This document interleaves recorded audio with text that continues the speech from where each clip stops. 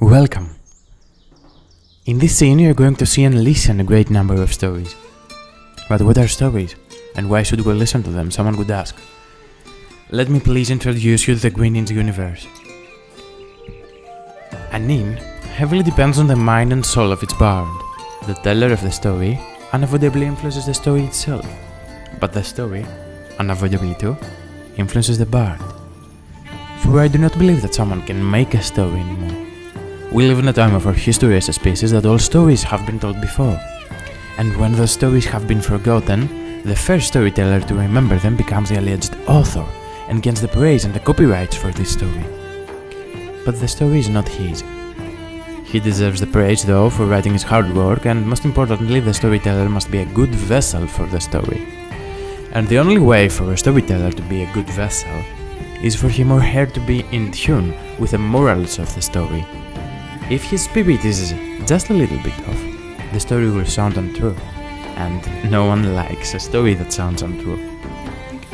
If his spirit is completely out of tune with the story will find another vessel to materialize itself. I compare stories to the magma that exists in the middle of our planet. It keeps our planet working and protected with an atmosphere so much needed to maintain life, the same way stories maintain and protect humanity and human spirit. And when there is a disturbance in magma, it is going to come out one way or another, usually following the path of least resistance until it comes to the surface, creating a volcano. Because that is what a creator is, a volcano of the spirit, channeling and bringing the deep truths that exist in the center of the human collective mind to the surface, tossing them high in the air for all to see. Sometimes, this eruption brings destruction and darkness. Sometimes, it creates beautiful volcanogenic islands. Yet always, in the long run, it brings a positive influence and makes the land, or the soul, fertile. Please note here that with the word story I mean the creation of art of any kind. A melody, a painting, a dance, a song, a carving are those stories. Stories are not always told in words, and there are even stories that are silent, yet carry a great amount of truth in them.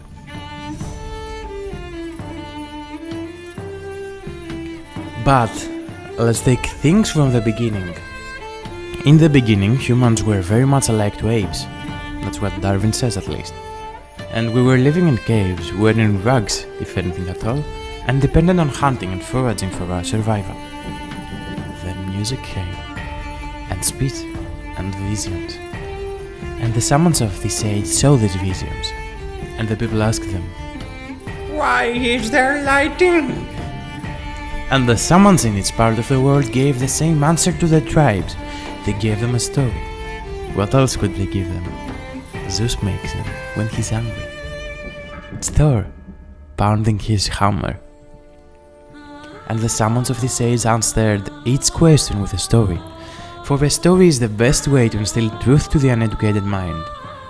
Then they made more stories, stories that instill values to the human soul. Family, love, hospitality, justice, honor, war. For even war was at one time essential for our survival as a species, and the arts of warfare are still called martial arts. Wise men that came in a later date collected these stories on each part of the world into mythologies. Mythologies that dictated how society works, mythologies that made the mind wander and rove, mythologies that gave birth to philosophy, which is the mother of all sciences. And many philosophers came in conflict with mythologies and godly truths, and thus progress was made. For stories, good stories, are always made to be looked at in at least two possible ways, and they do not care if you believe them or not. To be honest, I think they thrive with doubt, as all truths do. Who believes that the little prince can talk to foxes? Yet, who can deny the beauty and the truth behind the tale? I want to make the Green Inn a whole place for tales and songs.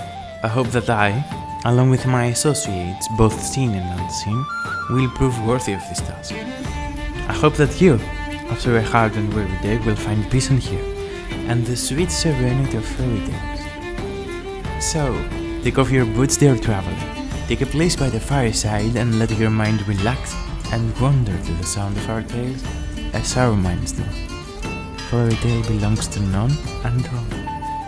Ellen Silaluman Omentil, as star signs in the hour of our meeting.